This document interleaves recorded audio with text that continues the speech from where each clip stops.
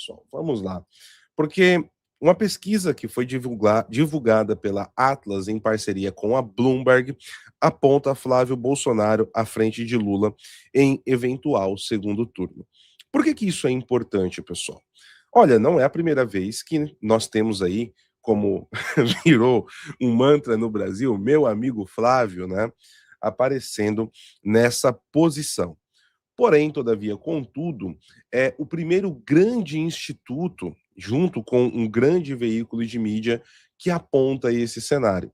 Querendo ou não, isso acaba fazendo uma diferença e como vai ser percebido pela mídia e por se tratar da Bloomberg, um dos principais veículos de mídia de Nova York, também acaba tendo um peso e uma exposição maior do cenário político dentro do Brasil para o mundo, sobretudo no coração financeiro aqui dos Estados Unidos da América, Nova York. E a pesquisa foi feita aí pela Atlas Intel, por solicitação da Bloomberg, e foi divulgada agora pela manhã. E o senador Flávio Bolsonaro está numericamente à frente de Luiz Inácio Lula da Silva, numa simulação de segundo turno. Flávio tem 46,3% das intenções de voto contra 46,2% do Lula, ali no extremo do extremo da margem, né, de empate, ou seja, 0,1% de diferença. O senador é o único que aparece na frente do petista.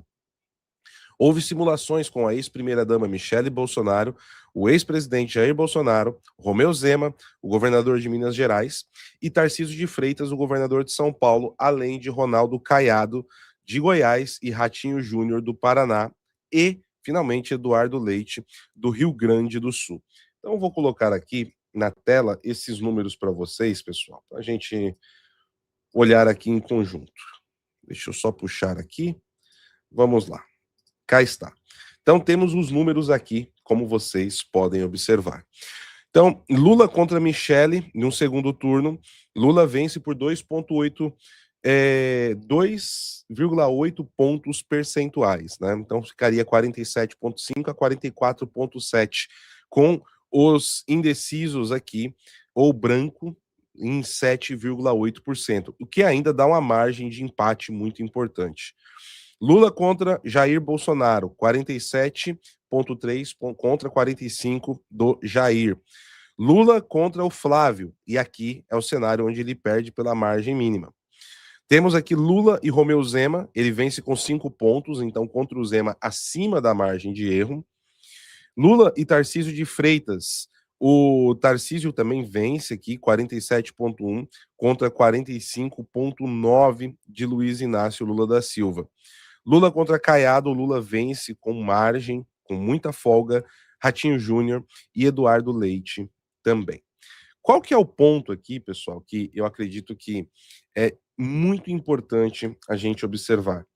Ainda falta bastante tempo para a eleição, falando de maneira de espaço-tempo, pesquisas, não começou a campanha ainda, e o Flávio Bolsonaro, que despontou ali no final de novembro, começo de dezembro, como o candidato indicado por Jair Bolsonaro, com uma rejeição e uma estranheza em parte do eleitorado ligado ao presidente Jair Bolsonaro, e também aqueles que enxergam o candidato apontado por Jair Bolsonaro como o candidato mais forte para tirar o PT, e isso deixou uma impressão de que talvez a eleição já tivesse ganha por Lula.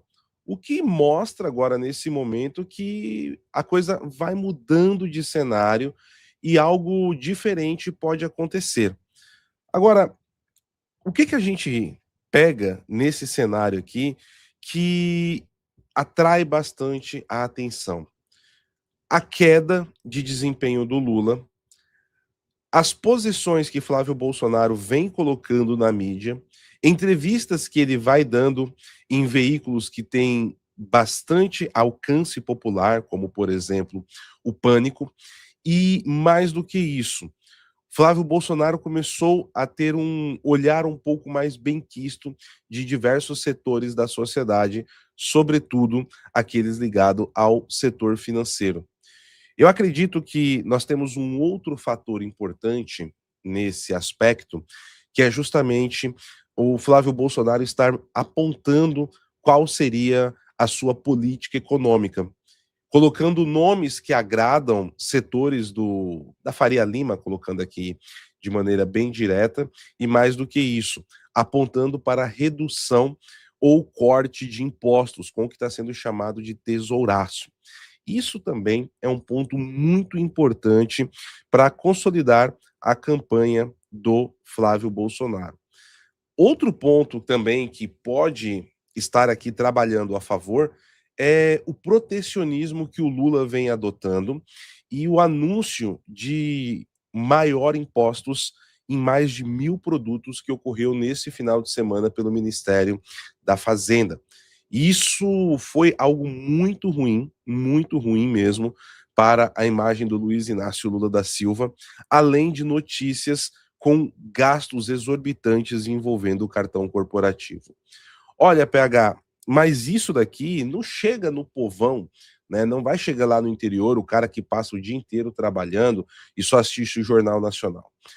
Eu até concordo em partes, mas essas mesmas pessoas vão sentir o impacto, sobretudo no seu trabalho. Isso daqui é um ponto muito importante, porque essa majoração dos impostos que o Lula aplicou esse final de semana vai além do que nós falamos de periféricos de computador, vai além dos smartphones, vai além ali de um monitor e um aparelho de TV. Esse é o ponto. Muitos dos itens que o Lula está aumentando os impostos vai pegar exatamente no agro, no setor produtivo, maquinário, e isso chega exatamente no Brasil profundo. Chega principalmente no trabalhador rural e chega no industrial. E isso vai fazer um efeito cascata, como eu trouxe no nosso vídeo do domingo, lá no canal PH Araújo nos Estados Unidos, falando desse efeito em cascata, explicando o que isso ia gerar na economia brasileira. Além de um aumento da inflação, aumento do custo dos produtos, custo dos serviços, isso pode impactar, por exemplo, até em exames que já são caros no Brasil, como, por exemplo, de ressonância magnética. Foi um dos exemplos que eu trouxe ali. E isso em ano eleitoral é o pior cenário possível para o Lula fazer. E para manter a política do Estado do bem-estar social, ele precisa cada vez mais arrecadar. Só que a classe média no Brasil está empobrecendo de maneira vertiginosa. E quando a classe média começa a empobrecer, automaticamente o país empobrece junto. E nós sabemos, Lula, assim como a Marilena Chauí, odeia a classe média. Como todo bom comunista, acabar com a classe média é um objetivo central para que eles consigam atingir os seus objetivos. Afinal, o socialismo não é todo mundo bem, todo mundo igualitário na riqueza, mas ao contrário, é todo mundo pobre com o mínimo necessário e com o Estado como garantidor, ou seja, capta todos os recursos e banca a pobreza alheia. A gente sabe bem como isso funciona. Mas nós temos um outro dado dessa pesquisa que chamou a atenção também, e é isso que eu quero destacar para os amigos aqui. A pesquisa mostra que Lula está em queda e o governo é o mais mal avaliado. Pois é. Deixa eu pegar aqui esse dado para vocês, para colocar aqui na tela. Eu quero destacar um ponto aqui bastante importante no meio de tudo isso. Enquanto isso, pessoal, vou pedir para você deixar o seu like, compartilhar essa transmissão. Isso é muito importante para que a gente consiga chegar a cada vez mais pessoas. O horário é novo, a gente está se habituando aqui junto com vocês a esse horário para que consigamos desenvolver novas atividades aqui também.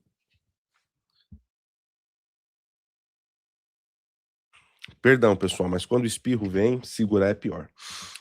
Então, nós estamos trabalhando aqui para trazer mais novos conteúdos para vocês e tudo mais. Então, vou pedir para você sempre nos dar esse apoio e também divulgar a nossa live. A desaprovação do Lula segue acima de 50%, tá? A mesma pesquisa mostrou que 51,5% dos entrevistados desaprovam o presidente Luiz Inácio Lula da Silva, enquanto 46,6% expressam aprovação. Isso daqui, pessoal, é um dado interessante que, claro, quando você olha em números absolutos, 51,5 já é a maioria, então Lula perdeu a eleição? Não necessariamente, tá? Não necessariamente a gente precisa entender o cenário de primeiro turno que tem uma pegadinha e esconde um perigo. Então, 46,6 aprova, pelo menos no geral, o governo do Lula e 51,5 desaprova. Eu, sinceramente, fico surpreso como o governo do Lula tem uma aprovação de 46,6%. Só um minutinho. Isso me surpreende de verdade, tá? Com a queda do potencial de compra do brasileiro, de como a inflação subiu, o aumento dos impostos e tudo isso que vai embarcando o cenário do custo de vida brasileiro me causa assim surpresa que a aprovação do governo Lula esteja em 46,6%. E aqui, pessoal, mora justamente o perigo. Olha só, eu quero pegar aqui o cenário de primeiro turno para vocês em cima dessa margem de aprovação. No primeiro turno, olha aqui, o cenário 1, nós temos o Lula com 45% das intenções de votos, tá? O cenário 2, aqui eu não vou só pegar as minúcias do cenário, mas só para a gente entender. 45,1. O cenário 3, 45,3, mudando aqui alguns candidatos. E com o Tarcísio, né, entrando e o Flávio saindo, 43,3. No cenário 5, por exemplo, aqui, 47,1. O que que acontece, pessoal? Se nós olharmos aqui todos os cenários onde o Lula está performando no primeiro turno, a margem de erro é de 3 pontos percentuais.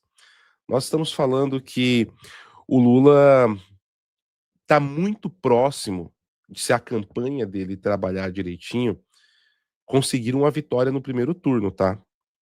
A gente tem que ter isso aqui como algo bem factível, porque olha só, você tem sempre aqui, ó, 2,8% de branco e nulo. Olha aqui, branco e nulo no outro cenário, 3%.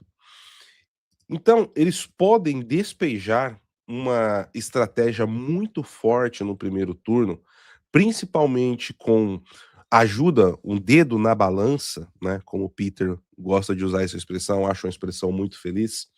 Colocar um dedo na balança no primeiro turno, sobretudo nas regras eleitorais e outras questões que envolvam o avanço, né, ali nos primeiros debates, como a campanha vai ser travada, judicialização de muitas questões, impedir que temas sejam debatidos. Nós vimos tudo isso em 2022, tá, pessoal? Tudo isso. Por exemplo, jornalistas não poderiam falar que o Lula roubou, não poderiam implicar ele em esquemas de corrupção que ele estava. O Augusto Nunes, eu me lembro como hoje, praticamente foi retirado do ar. A Jovem Pan quase foi fechada. Por quê? Porque falava que Lula é um bandido corrupto envolvido nos maiores esquemas de corrupção e, além disso, de subversão e desestabilização de outros países aqui na América Latina. Não se podia falar disso.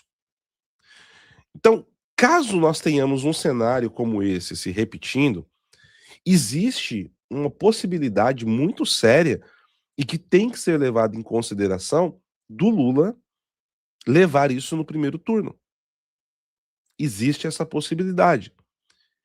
E o que assusta ainda mais é a alienação de boa parte do brasileiro dentro dessa matéria. A gente precisa falar a realidade. Um governo que está destruindo o Brasil, afundando o país em impostos, está comprando votos com a máquina estatal. Como, PH? Dando luz de graça, dando gás de graça, entre outras coisas.